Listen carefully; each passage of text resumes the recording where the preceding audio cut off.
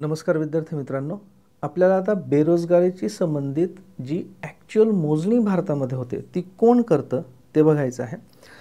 सगळ्यात आधी की नेमकी याची एजन्सी कोण आहे ही करणारी, म्हणजे डेटा सोर्स बेरोजगारीची मोजणी कोण करतं, तर नॅशनल सॅम्पल सर्वे ऑफिस NSSA ही हा प्रायमरी सोर्स आहे, म्हणजे प्राथमिक स्रोत आहे की ज्याच्याद्वारे बेरोजगारीशी संबंधित किंवा रोजगाराशी संबंधित डेटा सगळा कलेक्ट केला जातो. आपल्याला माहिती आहे की नॅशनल सॅम्पल सर्वे ऑफिस आहे ते CSOच्या अंडर आहे, सेंट्रल स्टॅटिस्टिकल ऑफिस. ते NSO म्हणजे नॅशनल स्टॅटिस्टिकल ऑफिसच्या अंडर आहे आणि याची जी मिनिस्ट्री आहे ती आहे ministry of statistics and programme implementation. आपण जर बघितलं वेबसाईटवर, जर आपण गेलो इंटरनेटवर, तर बघा ही ॲक्च्युअल वेबसाईट आहे मिनिस्ट्री ऑफ स्टॅटिस्टिक्स आणि प्रोग्राम इम्प्लिमेंटेशनची. ठीक आहे. आणि इथे जर तुम्ही वेगवेगळे रिपोर्ट्स जर बघितले, हे बघा PLFS quarterly bulletin June 2024, PLFS quarterly bulletin from January to March 2024, बरोबर. तर हे सगळे बघा periodic labour force survey reports आहेत, हे याच्यामध्ये दिलेले आहेत. ही कोणती मिनिस्ट्री आहे?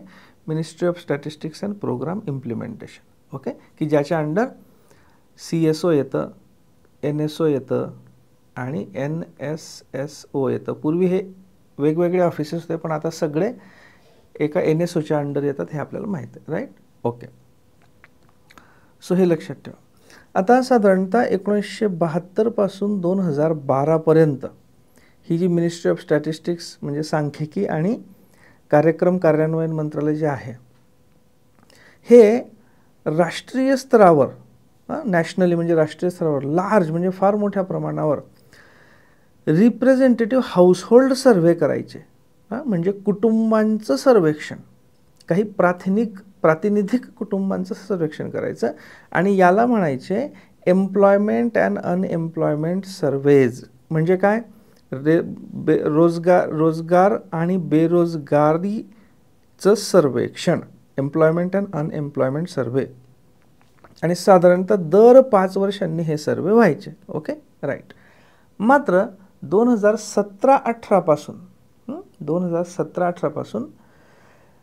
हे जे राष्ट्रीय रोजगार आणि बेरोजगारी सर्वेक्षण हे जे आहेत, यांच्या जागेवर एक नवीन कन्सेप्ट आलेली आहे, ती म्हणजे पिरियॉडिक लेबर फोर्स सर्व्हे.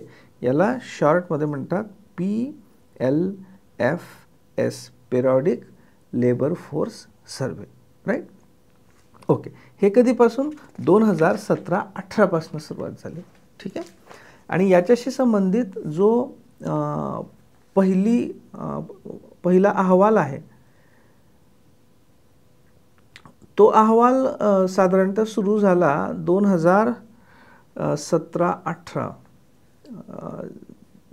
तो मे, म्हणजे जरी 2017-18ची आकडेवारी असली तरी ती प्रकाशित झाली होती मे 2019 मध्ये. ठीक आहे. आणि त्याच्यातला जो डेटा होता तो कोणत्या वर्षाचा होता? 2017-18चा. ठीक आहे. सो दोन गोष्टी लक्षात ठेवायच्या की 2017-18चा डेटा म्हणजे 2017-18 पासूनचा डेटा हा PLFS या फॉर्मॅटमध्ये यायला लागला, पेरियॉडिक लेबर फोर्स सर्वे. ठीक. ओके. आणि त्याला जो पहिल्यांदा हा प्रकाशित झाला होता, हा 17-18चा अहवाल, म्हणजे 17-18चा डेटाचा अहवाल PLFS या फॉर्मॅटमध्ये तो प्रकाशित झाला होता मे 2019 मध्ये. कारण कसं असतं की हा जो डेटा असतो याच्यावर प्रोसेसिंग वगैरे करून त्याचा फायनल रिपोर्ट तयार व्हायला वेळ लागतो, म्हणून हा फरक आहे. ओके, ठीक आहे. तर हे जे PLFS असतं याच्यामध्ये भारतातलं जे लेबर मार्केट आहे, ओके, म्हणजे कामगारांचं जे मार्केट आहे, बाजारपेठ आहे, याचं प्रत्येक वर्षी सर्वेक्षण केलं जातं, एव्हरी इयर. आणि साधारणतः 4 लाखापेक्षा सुद्धा जास्त व्यक्तींचं सर्वेक्षण केलं जातं एका ॲन्युअल सायकलमध्ये, म्हणजे एका वार्षिक मोजणीमध्ये. ठीक आहे. आणि जी आंतरराष्ट्रीय स्तरावर इंटरनॅशनल लेबर ऑर्गनायझेशन आहे, म्हणजे आंतरराष्ट्रीय श्रम संघटना ILO ही जी आहे ही भारत सरकारने हा जो PLFS सर्वे केलेला असतो आणि त्याची आकडेवारी डिक्लेअर केलेली असते, त्याचा वापर ILO त्यांच्या वेगवेगळ्या अहवालांमध्ये मॉडेलिंगसाठी आणि इंटरनॅशनल कंपॅरिझन म्हणजे आंतरराष्ट्रीय स्तरावर भारताची स्थिती काय, रोजगाराची, बेरोजगाराची इतर देशांच्या मानाने, या तुलनेसाठी ही जी आंतरराष्ट्रीय श्रम संघटना आहे ती आपल्या या PLFSचा वापर करते. ओके, आता बघा एक सॅम्पल, मी हा लेटेस्ट PLFS अहवाल आहे बघा, जुलै 2022 ते जून 2023, अगदी लेटेस्ट आहे, म्हणजे या काळातला रोजगारी आणि बेरोजगारीचा अहवाल आहे. ओके, बघा, पिरियडिक लेबर फोर्स सर्वे, ठीक आहे, वार्षिक रिपोर्ट म्हणजे वार्षिक अहवाल, ठीक आहे, हे त्याचं बेसिकली मुखपृष्ठ आहे या रिपोर्टचं. ओके, ठीक आहे. आता बघा, हे मी ॲक्च्युली जे हे आहे प्रत्यक्ष वेबसाईटवरचं त्यांचं जे मॅन्युअल आहे त्या मॅन्युअलवरनं मी हा स्क्रीनशॉट घेतलेला आहे. याच्यातल्या काही 2-3 गोष्टी आपण बघू. बघा, एप्रिल 2017 मध्ये PLFS लॉन्च झाला. आपण बघितलं ना 2017-18चा डेटा. सो इथे हे कन्फर्म होतं आपलं की हे कधीपासून सुरू झालं, एप्रिल 2017 पासून. म्हणजे जरी मे 2019 मध्ये तो प्रकाशित झालेला असला तरी हे सुरुवात कधीपासून झाली PLFS प्रकाशित करण्याची, तो डेटा कधीचा, एप्रिल 2017 पासूनचा. आता हे जे PLFS आहे याचं प्रायमरी ऑब्जेक्टिव्ह काय आहे? प्रायमरी ऑब्जेक्टिव्ह म्हणजे याचा उद्देश काय आहे? तो उद्देश आपण बघू, थोडं छोटं करतो. याचे 2 उद्देश आहेत, two fold. Primarily two fold म्हणजे प्राथमिक दृष्ट्या महत्त्वाचे 2 प्राथमिक उद्देश आहेत. काय आहेत? To estimate the key employment and unemployment indicators, म्हणजे या अहवालाद्वारे काही महत्त्वाचे, की म्हणजे काही महत्त्वाचे रोजगाराशी संबंधित आणि बेरोजगारीशी संबंधित निर्देशक, ओके, निर्देशक, इंडिकेटर्स म्हणजे दर्शक किंवा निदर्शक, हे पब्लिश करणे. ते कोणते आहेत बघा, त्यांनीच दिलेले आहेत. वर्कर पॉप्युलेशन रेशो, आता हे आपण नंतर बघणारच आहोत. वर्कर पॉप्युलेशन रेशो म्हणजे WPR. Labour force participation rate, labour force participation rate, ठीक आहे. त्याच्यानंतर अनएम्प्लॉयमेंट रेट म्हणजे UR, ओके, हे पब्लिश करणं. बघा, 3 गोष्टी त्यांनी मेन्शन केलेल्या आहेत. रोजगार आणि बेरोजगारी संबंधित दर्शक किंवा निदर्शक कोणते? WPR म्हणजे वर्कर पॉप्युलेशन रेशो, LFPR म्हणजे लेबर फोर्स पार्टिसिपेशन रेट, आणि अनएम्प्लॉयमेंट रेट म्हणजे बेरोजगारीचा दर. यांची मराठी नाव आपण पुढे बघणारच आहोत, डिटेलमध्ये बघू त्यावेळी. पण हे इंग्लिशमध्ये लक्षात ठेवा. अर्थशास्त्र आणि सायन्सच्या बाबतीत मित्रांनो तुम्हाला मी सांगतो की इंग्लिशपासून दूर पडू नका.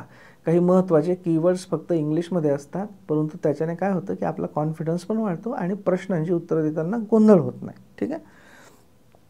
आणि हे जे निर्देशक आहेत हे कोणत्या काळासाठी? In the short time interval of 3 months for urban areas only in current weekly status. आता हे सगळे करंट वीकली स्टेटसमध्ये वगैरे काय हे आपण पुढे बघणारच आहोत.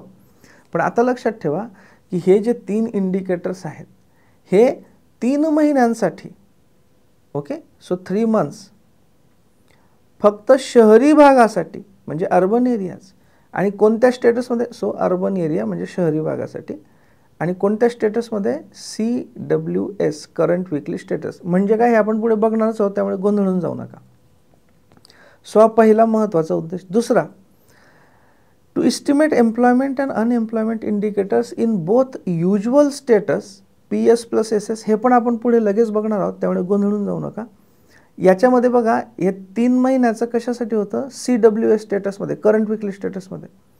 आणि हे युज्युअल स्टेटसमध्ये आणि CWS म्हणजे करंट वीकली स्टेटसमध्ये अर्बन आणि रुरल म्हणजे शहरी आणि ग्रामीण दोघं भागांसाठी, आणि वार्षिक ॲन्युअल. ठीक आहे. So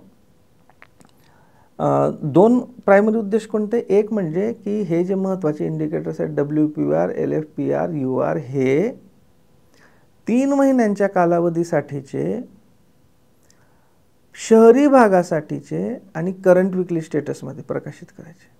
okay. आणि दुसरं शहरी आणि ग्रामीण दोघं भागांसाठी वार्षिक, इथे 3 महिने होतं, इथे वार्षिक.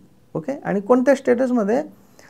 करंट विकली स्टेटस तर आहेच, इथे पण होतं बघा, इथे पण आहे, पण त्याचबरोबर युज्युअल स्टेटसमध्ये. आणि हे PS + SS हे आपण पुढे बघणारच आहोत, त्याच्यामुळे गोंधळायचं नाही, फक्त युज्युअल स्टेटस लक्षात ठेवा. ठीक आहे. म्हणून बघा, आपण जर वेबसाईटवर गेलो तर वेबसाईटमध्ये बघा इथे हे बघा, इथे काय आहे? जून, थांबा 1 मिनिट हां, एप्रिल ते जून, इथे मी तुम्हाला दाखवतो, जस्ट अ मिनिट. हे बघा, हा रिपोर्ट कसला आहे? एप्रिल ते जून 2024. म्हणजे काय? एप्रिल, मे, जून. किती महिने झाले? 3 महिने. करेक्ट. सो अशा पद्धतीने काही बाबतीत 3 महिने हे इथे, आणि बाकीचं ॲन्युअली. ठीक आहे. ओके. आता ठीक आहे, लेटेस्ट जो रिपोर्ट अवेलेबल आहे तो आहे जुलै 2022 ते जून 2023. अर्थात मी सप्टेंबर 2024 हा व्हिडिओ रेकॉर्ड करतोय, त्यावेळीचा हा लेटेस्ट रिपोर्ट आहे. लेटेस्ट रिपोर्ट कोणता अवेलेबल आहे तो तुम्ही आता मी जी वेबसाईट तुम्हाला दाखवली त्या वेबसाईटवर जायचं, तिथे तुम्हाला तो लेटेस्ट रिपोर्ट मिळेल. ओके. ठीक. आता आपण 1 बाय 1 यांच्या ज्या डेफिनेशन्स आहेत ते बघू. Okay. Working age group, working age group यालाच कार्यकारी वयोगट असं म्हणतात. याची डेफिनेशन काय? तर मित्रांनो, अनेक ठिकाणी 2 तुम्हाला डेफिनेशन्स दिसतील.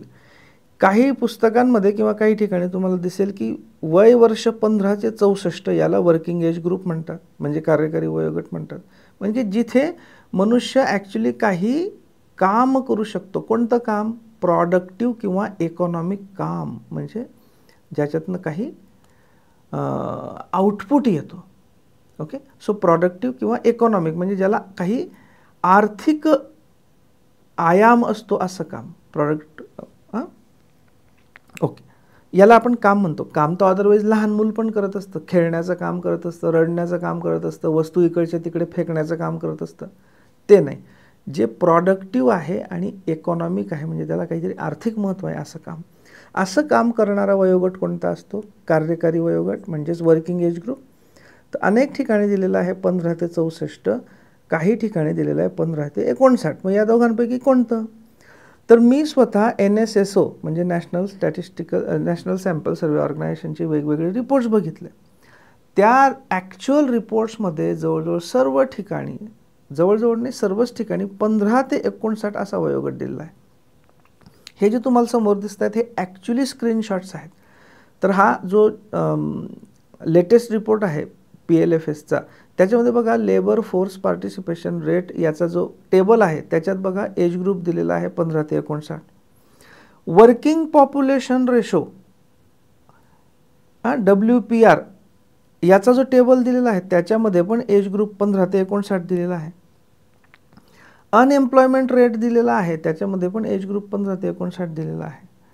त्याच्यानंतर बघा अजून एक पॉप्युलेशनशी संबंधित एक ऑफिशियल अहवाल आहे. ऑफिशियल अहवालाची गोष्ट करतोय मी. त्याच्यामध्ये बघा तुम्हाला दाखवतो. बघा याचं टायटलच काय आहे? Trend of working age population. Direct टायटलच वर्किंग एज पॉप्युलेशन आहे. आणि त्याच्यात काय म्हटलेलं आहे बघा, India's population was in the working age group. बघा क्लिअरली म्हटलंय working age group, that is म्हणजेच 15 ते 59 इयर्स. बघा 2011च्या जनगणनेनुसार त्यांनी म्हटलेलं आहे की 735 मिलियन म्हणजेच किती? 73.5 कोटी इतके लोक म्हणजेच एकूण लोकसंख्येच्या जवळजवळ 61%, 60.7 म्हणजे 61% जनता ही कशामध्ये होते, वर्किंग एज ग्रुपमध्ये म्हणजे कार्यकारी वयोगटात होती. आणि त्यांनी त्या वर्किंग एज ग्रुपची डेफिनेशन इथे क्लिअरली दिलेली आहे 15 ते 59. ठीक आहे, ओके. अजून एक रिपोर्ट आहे बघा यांचाच, म्हणजे ऑफिशियल गव्हर्नमेंट ऑफ इंडियाचा. त्याच्यामध्ये पण कसं लिहिलेलं बघा, हा एक पॉप्युलेशनशी संबंधित. बघा तुम्हाला इथनं लक्षात येईल की ही कोणत्या वेबसाईटवरनं घेतलं आहे मी, MOSPI.gov.in, म्हणजे ministry of statistics and programme implementation, इथनं घेतलं आहे डायरेक्ट. आणि त्याच्यातला चार्ट बघा, हा क्लिअरली म्हटलेला आहे. हा चार्ट बघा, number of people in working age group. आणि काय म्हटलेलं आहे, 15 ते 59 इयर्स एक्झॅक्टली, राईट. हे बघा, हे 15 ते 59. आणि ते काय म्हटले, वर्किंग एज ग्रुप कंसात 15 ते 59, राईट. सो आपण इथे घेऊयात की वर्किंग एज ग्रुप म्हणजे कार्यकारी वयोगट, याचं 15 ते 59 घेऊ आपण. ठीक आहे. तुम्हाला जर याच्या व्यतिरिक्त कुठून काही कळलं तर मला कॉमेंट बॉक्समध्ये जरूर कळवा, राईट. सो आपल्याला कार्यकारी गट मिळाला किती, 15 ते 59. पण याच्यातले सगळेच्या सगळेच प्रॉडक्टिव्ह आणि इकॉनॉमिक काम करतील याचा भरोसा नाही. पुढची डेफिनेशन बघू आपण, लेबर फोर्स म्हणजे श्रमशक्ती. याच्यामध्ये कार्यकारी वयोगट म्हणजे 15 ते 59 या वयोगटातले सगळे लोक वजा, याच्यातनं काहीतरी वजा करायचं. काय वजा करायचं, कार्यकारी वयोगटातील आर्थिकदृष्ट्या सक्रिय नसलेल्या व्यक्ती. म्हणजे एखादा असाच उन्हाळ पोरगा असेल, ठीक आहे, तरुण असेल, 20-25 वर्षाचा आहे, म्हणजे तो कार्यकारी वयोगटामध्ये आहे, ओके. त्याच्याकडे काही स्किल पण आहे, पण अजिबात काम करण्याची त्याची इच्छा नाही आणि नुसता घरी बसलेला असतो, गुटखा खात असतो आणि अधूनमधून क्वार्टर मारून येत असतो स्थानिक राजकारणामध्ये. सो तो कार्यकारी वयोगटामध्ये आहे पण आर्थिकदृष्ट्या सक्रिय नाही. अर्थात प्रत्येक व्यक्ती अशीच असते असं नाही. काही वेळा एखादी माता असेल, तिला छोटं बाळ असेल, तर ती जरी या वयोगटामध्ये असली आणि ती जरी काम करण्यास सक्षम असली, पण तिला बाळाच्या काळजीमुळे समजा तिला काम करता येत नसेल आणि तिची स्वतःची पण इच्छा नसेल की बाळ थोडं मोठं झाल्यावर मी काम करेल, तर ती सुद्धा याच्यात येईल. एखादी व्यक्ती असेल की जी दिव्यांग असेल आणि तिला काम करणंच शक्य नसेल, ती पण याच्यात येईल. ठीक आहे. सो कार्यकारी वयोगट वजा कार्यकारी वयोगटातील आर्थिकदृष्ट्या सक्रिय नसलेल्या व्यक्ती, या वजा केल्या तर जे मिळतं त्याला आपण म्हणतो लेबर फोर्स किंवा श्रमशक्ती, राईट.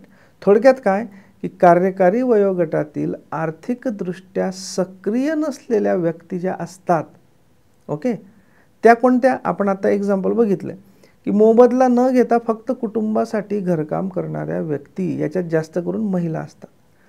बघा, एखादी महिला असते, ती सक्षम असते, तिला शक्य झालं तर ती काम पण करू शकते, परंतु ती दिवसभर कुटुंबाची काळजी घेते, स्वयंपाक करण्यापासून धुणी भांडी अमुक ढमुक वगैरे ती, आणि त्याच्याबद्दल तिला काही घरच्या व्यक्ती कोणी मोबदला देत नाही, कारण ती स्वतःच्या घरासाठी काम करते आहे. अशा ज्या व्यक्ती असतात त्या याच्यात जास्त करून महिला आहेत, त्यासुद्धा आर्थिकदृष्ट्या सक्रिय नसतात जरी कार्यकारी वयोगटात असल्या तरी सुद्धा. त्याच्यानंतर काम करण्यास असमर्थ असलेल्या व्यक्ती, जास्त करून दिव्यांग, की ज्या समर्थच नाहीत काम करण्यासाठी. म्हणजे असं नाही की त्यांची काम करण्याची इच्छा नाही, पण त्यांच्याकडनं काम नाही होऊ शकत. आजारपणामुळे काम करण्यास असमर्थ असणाऱ्या व्यक्ती, या सगळ्या कशात आल्या, कार्यकारी वयोगटातील आर्थिकदृष्ट्या सक्रिय नसलेल्या व्यक्ती, म्हणजे हे. सो हे जर वजा केलं तर जे उरतं ते म्हणजे लेबर फोर्स किंवा श्रमशक्ती. म्हणजेच काय, श्रमशक्ती म्हणजेच कार्यकारी वयोगटातील आर्थिकदृष्ट्या सक्रिय असणाऱ्या व्यक्ती, करेक्ट. सो जर आपण बेसिकली या पद्धतीचा कार्यकारी वयोगटाचं वर्तुळ जर आपण काढलं की हे याच्यात सगळे 15 ते 59 मधले सर्वजण आहेत, तर याच्यात समजा काही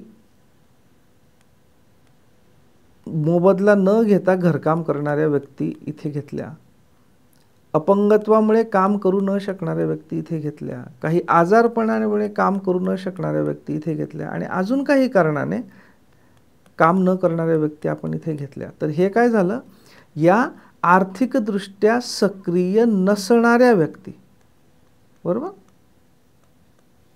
म्हणजे हा जो उरलेला पार्ट आहे इथला, हा सगळा, हा काय झाला, कार्यकारी वयोगटातील आर्थिकदृष्ट्या सक्रिय असणाऱ्या व्यक्ती. तर हा जो भाग आहे एवढा कोणता, हा इथून इथून इथून, याला आपण काय म्हणणार, याला आपण म्हणणार श्रमशक्ती, म्हणजे लेबर फोर्स. ठीक आहे, म्हणजेच श्रमशक्ती. क्लिअर. ओके. आता श्रमशक्तीमधल्या व्यक्ती ज्या असतात त्या रोजगारीत असू शकतात किंवा बेरोजगार देखील असू शकतात. आता लक्षात घ्या, जरी ही एवढी सगळी श्रमशक्ती असली, म्हणजे या काम करण्यास सक्षम आहेत, यांची काम करण्याची इच्छा पण आहे, पण याचा अर्थ असा नाही की त्या प्रत्येकाला काम आहे किंवा काम मिळतंय. Not necessary. त्याच्यामुळे या ज्या व्यक्ती आहेत इथल्या, या श्रमशक्तीतल्या, या सगळ्याच्या सगळ्या व्यक्तींना काम असेलच असं नाही, म्हणजे रोजगारीत असतीलच असं नाही, त्याच्यातले काही बेरोजगार सुद्धा असू शकतात. ठीक आहे. ओके. सो लेबर फोर्स ही ॲक्च्युली डेफिनेशन आहे आपल्या गव्हर्नमेंटच्या वेबसाईटवर दिली. Labour force or in other words the economically active population includes both employed and unemployed person. Right. रोजगारीत असू शकतात, बेरोजगारीत असू शकतात. ठीक. आता पुढची जी डेफिनेशन आहे, लेबर फोर्स पार्टिसिपेशन रेट. आपण बघितलं होतं की जे 3 होते, WPR होतं, त्यानंतर LFPR होतं. लेबर फोर्स पार्टिसिपेशन रेट, याला आपण मराठीमध्ये काय म्हणू शकतो? मराठीमध्ये एक्झॅक्टली मला खरं तर वर्ड आठवणार नाही, पण तरीसुद्धा त्यातल्या त्यात जवळ जाणारा जर आपण हे करण्याचं बघितला, त्याला आपण असं म्हणू शकतो की श्रमशक्ती, लेबर फोर्स म्हणजे श्रमशक्ती,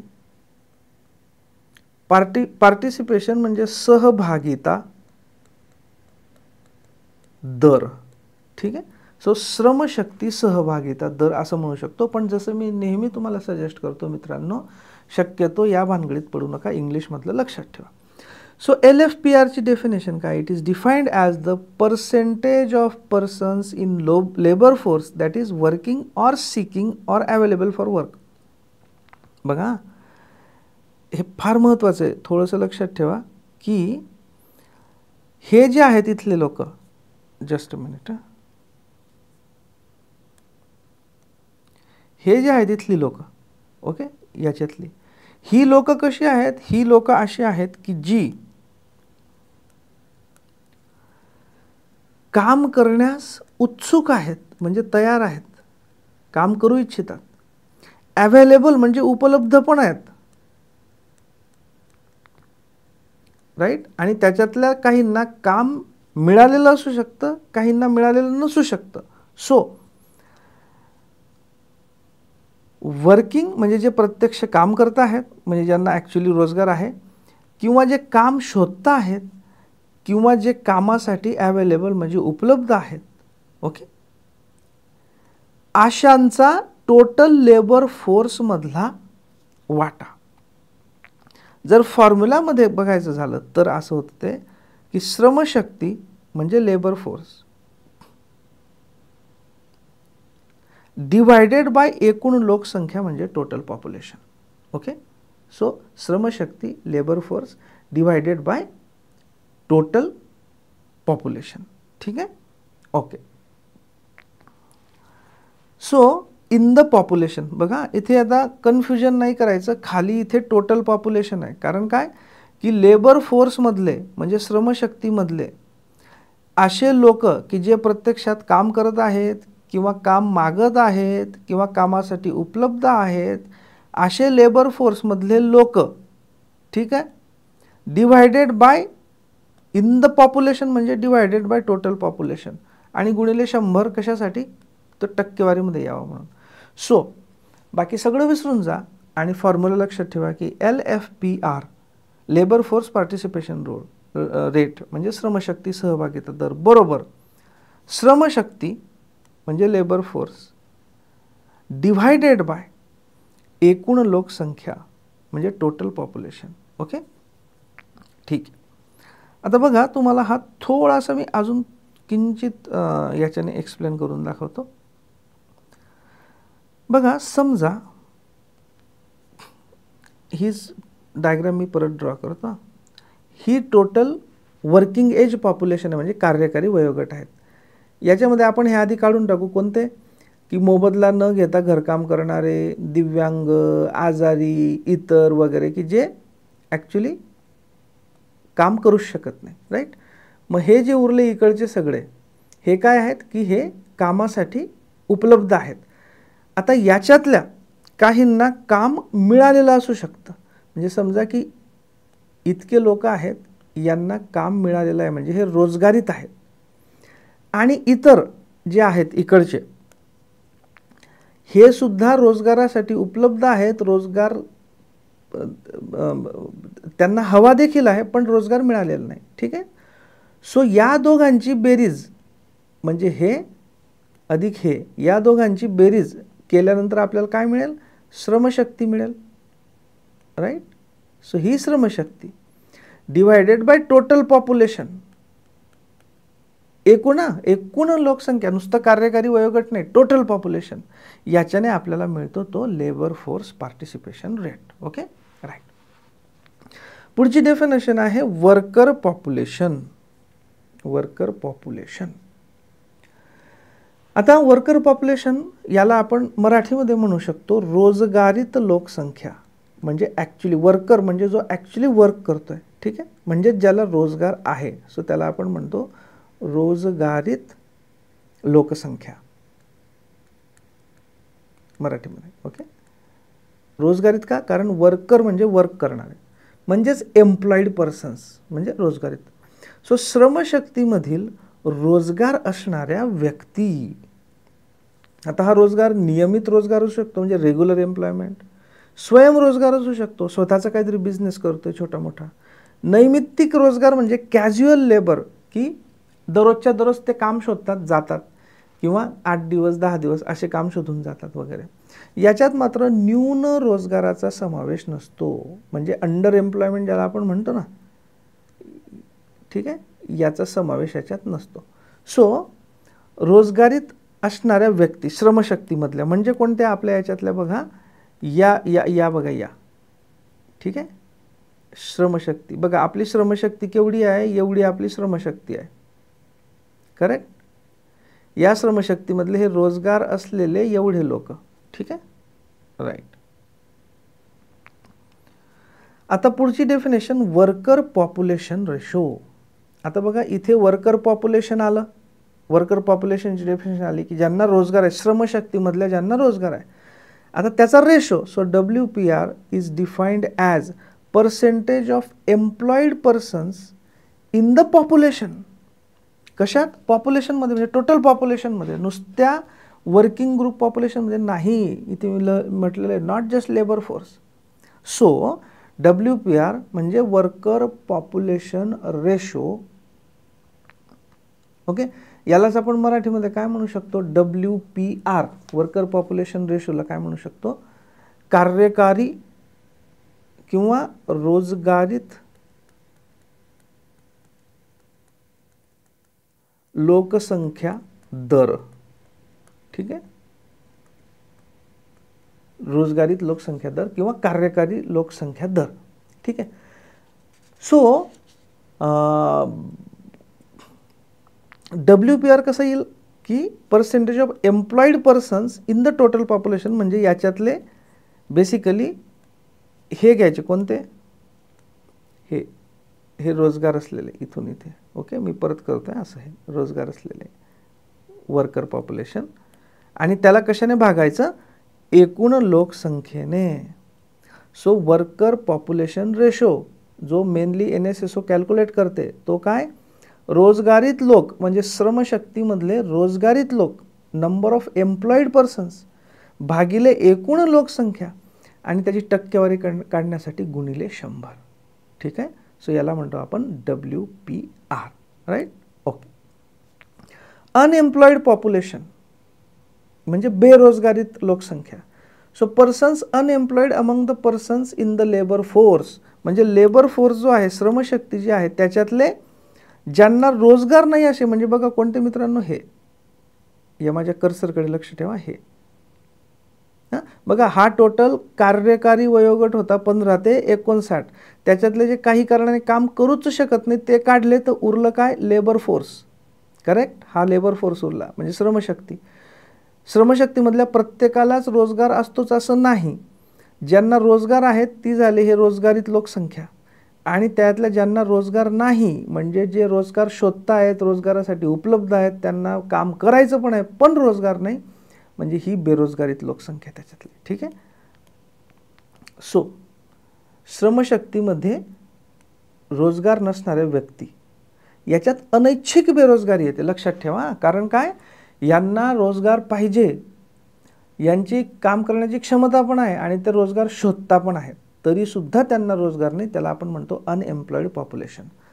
मग त्याच्यावरनं पुढचा एक दर येतो बघा, एक डेफिनेशन येते, तिचा दर येतो प्रत्येक ठिकाणी तुम्ही बघाल. बघा ही वर्कर पॉप्युलेशनची डेफिनेशन, लगेच वर्कर पॉप्युलेशनचा रेशो म्हणजे दर. त्याच पद्धतीने बेरोजगारीत लोकसंख्येची डेफिनेशन, लगेच बेरोजगारीत याचा दर. त्याला इंग्लिशमध्ये म्हणतात प्रपोर्शन अनएम्प्लॉईड म्हणजे बेरोजगारांचं प्रमाण. याची डेफिनेशन काय आहे, बेरोजगारीत लोक म्हणजे number of unemployed person divided by total population. बघा आतापर्यंतच्या सगळ्या याच्यामध्ये आपली टोटल पॉप्युलेशन याचं ते खाली बघा, इथे पण टोटल पॉप्युलेशन, इथे पण टोटल पॉप्युलेशन, इथे पण टोटल पॉप्युलेशन. हां, प्रपोर्शन अनएम्प्लॉईड. सो एकूण लोकसंख्येमधले बेरोजगारीत लोक गुणिले 100. ओके. सो ही झाली कशाची, प्रपोर्शन अनएम्प्लॉईड. याला बेरोजगारीचा दर म्हणायचा नाही. हां, त्याची डेफिनेशन वेगळी येणार आहे पुढे. प्रपोर्शन अनएम्प्लॉईड लक्षात ठेवा. आता अनएम्प्लॉयमेंट रेट. आता तुम्ही म्हणाल की सर इथे पण अनएम्प्लॉईडचाच रेट काढला आपण, पण लक्षात ठेवा हे प्रपोर्शन अनएम्प्लॉईडमध्ये कशाच्या संदर्भाने होतं, एकूण लोकसंख्येतलं त्यांचं प्रमाण काढलं होतं आपण, पण बेरोजगारीच्या दरामध्ये तसं करत नाही. कारण काय की टोटल पॉप्युलेशनमध्ये सगळेच्या सगळे तर कार्यकारी वयोगटात नव्हते ना, आणि सगळेच्या सगळ्यांना काम करणं शक्य पण नव्हतं. सो अनएम्प्लॉयमेंट रेट म्हणजे बेरोजगारी दर. लक्षात ठेवा, बेरोजगारी दर. अनएम्प्लॉयमेंट रेट याला शॉर्टमध्ये म्हणतात UR. It defined as percentage of persons unemployed among the persons in labour force. म्हणजे लेबर फोर्स घ्यायचा खाली फक्त. लेबर फोर्स म्हणजे श्रमशक्तीमधले बेरोजगार, श्रमशक्तीमधील बेरोजगार.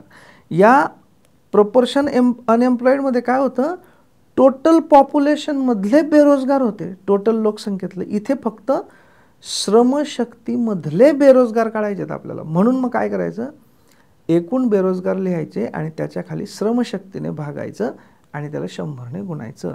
म्हणजेच काय की आपलं जे वर्तुळ आहे त्याचा भाग घेतला तर श्रमशक्तीमधले बेरोजगार म्हणजे हे झाले. करेक्ट. आणि त्याला कशाने भागायचं, श्रमशक्तीने म्हणजे याच्यानेच भागायचं फक्त, याच्याने. ठीक आहे. त्याच्याने आपल्याला मिळेल बेरोजगारी दर. ओके. म्हणजे अनएम्प्लॉयमेंट रेट UR. हा पण एक कॅल्क्युलेट करतं बघा NSSO. बरोबर. UR. नंतर WPR पण आपण बघितला जो कॅल्क्युलेट करते. आपण कोणते बघितले होते, काय काय कॅल्क्युलेट करतात ते. याला खाली करतो मी जरा. बघा वर्कर पॉप्युलेशन रेशो होता जो आपण बघितला, लेबर फोर्स पार्टिसिपेशन रेट बघितला आणि अनएम्प्लॉयमेंट रेट बघितला. राईट. सो अशा पद्धतीने या मेजर गोष्टी ते कॅल्क्युलेट करते. आता पुढचा जो भाग आहे हा युज्युअल स्टेटस आणि CWS हे आपण पुढच्या लेक्चरमध्ये बघू. राईट. Thank you very much.